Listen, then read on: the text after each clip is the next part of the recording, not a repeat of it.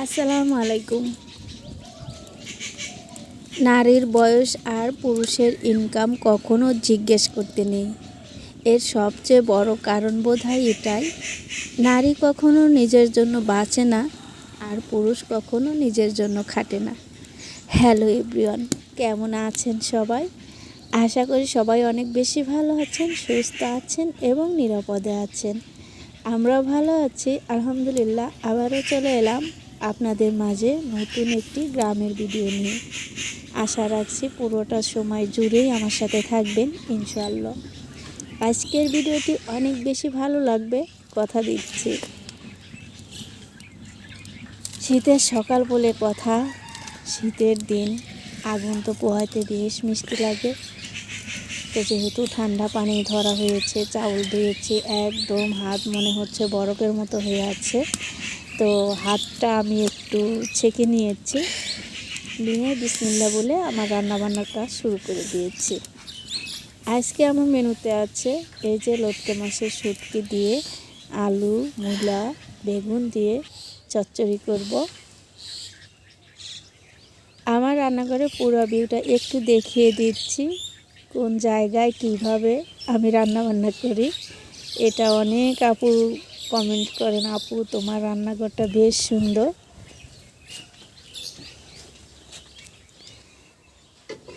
তো রান্না তো বসিয়ে দিয়েছি, এখন চলে যাব আমি আমার ছোট্ট সবজি বাগানে। আমার এই ছোট্ট সবজি বাগানে কি আছে সেভাবে সবজি বাগানের যত্নও নিতে পারি না। বাড়িতে যাওয়ার পর থেকে কিন্তু সবজি বাগানটা একদম নাজেহাল অবস্থায়, এটি ফেটে চৌচুর হয়ে আছে। তো যেহেতু শাকগুলার হবে না, এখানে নতুন করে মাটি মেরামত করে এখানে ডাঁটা, চোকা আরও অনেক কিছু লাগানো হয়েছে। ডাঁটার শাক, কলমির শাক।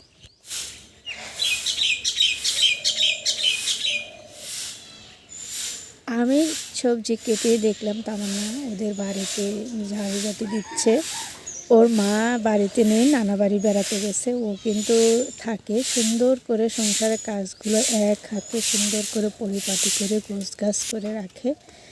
তো ওদের আঙিনাটা বিশাল বড়, তো সব কিছু কিন্তু ঝাড়ে দিয়ে ও পরিপাটি করে নিচ্ছে। ওর দাদু সকালে ওকে রান্না করে দিয়েছে, ওর বাবা খায় কাজে গেছে, আর ও এই দিক থেকে ঘর সংসারের যে কাজকর্মগুলো আছে সেগুলো করে যাচ্ছে। এই সময়ে আমি একটু শ্যুট নিয়ে নিয়েছি।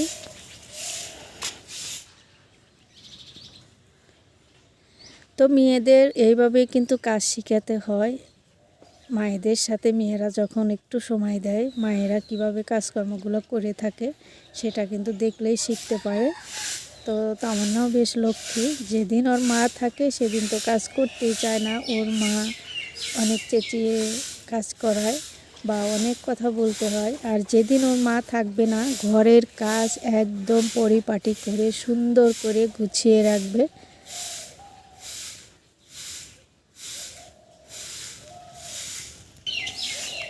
তো আমি যেহেতু ভাতটা বসিয়ে দিয়ে গিয়েছে, আমি বেশি সময় ওদের ওখানে থাকতে পারিনি।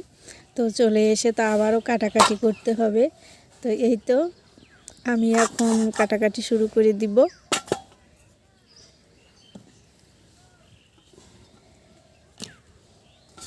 এই ফাঁকে বলতে চাই, এখনও পর্যন্ত যারা আমার সাথে আছেন, আমি তো ধরেই নিয়েছি আপনারা অনেক বেশি ভালোবাসেন আমাকে, গ্রামের ভিডিওকে।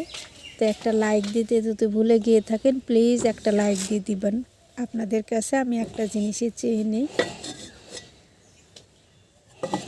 ছোট্ট একটা লাইক দেওয়ার ফলে কিন্তু আমার এই ভিডিওটি আরও 10 জনের কাছে পৌঁছায় দিবে, আরও 10 জনকে দেখার সুযোগ করে দিবেন।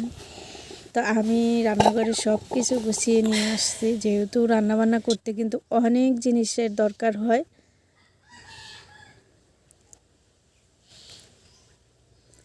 এই ফাঁকে আমি গরম পানি করে ভাত যে বসিয়েছিলাম, সেই ভাতের পানি গরম হওয়ার পরে আমি তখন একটু পানি উঠিয়ে নিয়ে শুটকিগুলো গরম পানিতে ভিজিয়ে রেখে ভালো করে ধুয়ে নিয়েছি। আর এখন শুটকিগুলো আমি একটু ভেজে নিব, ভেজে নিলে এক্সট্রা যে একটা গন্ধ আছে সেটা চলে যাবে। এই ফাঁকে আমি তরকারিগুলো ধুয়ে নিব। এখানে আলু, মূলা আর বেগুন দিব, দিয়ে লটকে মাছের শুটকি চচ্চড়ি করব।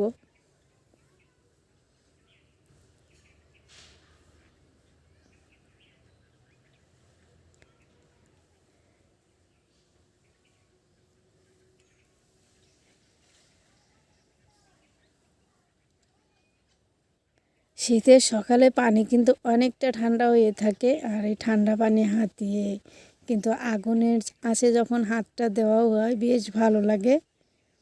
এবং রান্না শেষে আমরা সবাই বসে কিন্তু একটু আগুনের তাপে বসে থাকি, যেহেতু যখন নিম্নচাপ ছিল, রোদ ছিল না, তখন দেখা গেছে যে আমরা আগুন জ্বালিয়েও আগুন তাপিয়েছি। এই যে আমি শুটকিটা একদম কষিয়ে নিয়েছি, কষিয়ে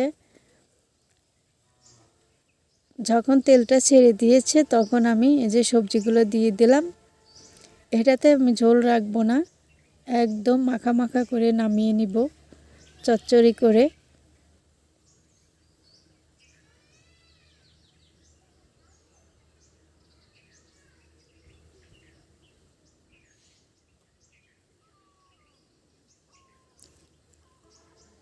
এর ভিতরে আমি একটা পাকা দেশি টমেটো অ্যাড করে দিলাম তরকারিতে, এতে খেতে একটু টক টক লাগবে। আর যে রান্নাবান্না তো আমার প্রায়ই হয়ে এসেছে, তো এগুলো আমি ধুয়ে মুছে রেডি করে নিয়েছি। অনেক সময় আছে দেখা গেছে যে আপনাদের মাঝে শেয়ার করি কিভাবে ধুই, তো আজকে আমি ধুয়েই রেডি করে রেখেছি। তো এখন আমি জিনিসগুলো জায়গায় রেখে দিব।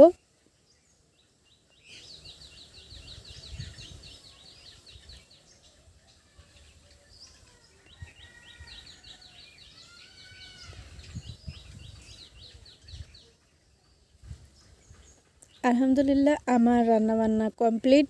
এই তো আমার শুটকি ভুনার চচ্চড়ি। এখন আমি মাটির পাতিলটা প্রতিনিয়ত যেভাবে পুড়িয়ে থাকি, দেখেন আমার মাটির পাতিলটা একদমই চকচকে তকতকে। কিন্তু এখন আমি রান্নাঘরটা পরিপাটি করে ঝাড়ু দিয়ে নিব, তাহলেই কিন্তু আমার রান্নাবান্নার কাজ একদমই কমপ্লিট।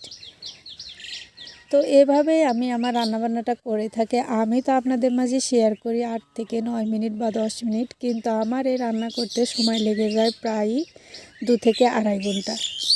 দেখেন আমার সাথে আমার পাখিরা কথা বলতে আসছে, ওদেরকে খাবার দিলেই ওরা এসে খাবার খায়।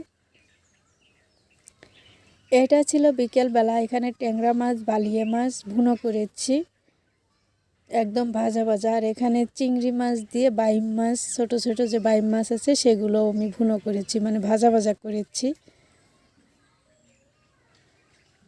এটা ছিল রাত্রের খাবার দাবার। তো কেমন হয়েছে, কেমন লেগেছে আপনাদের কাছে অবশ্যই কমেন্ট করে বলবেন। সবাই ভালো থাকবেন। আল্লাহ হাফেজ।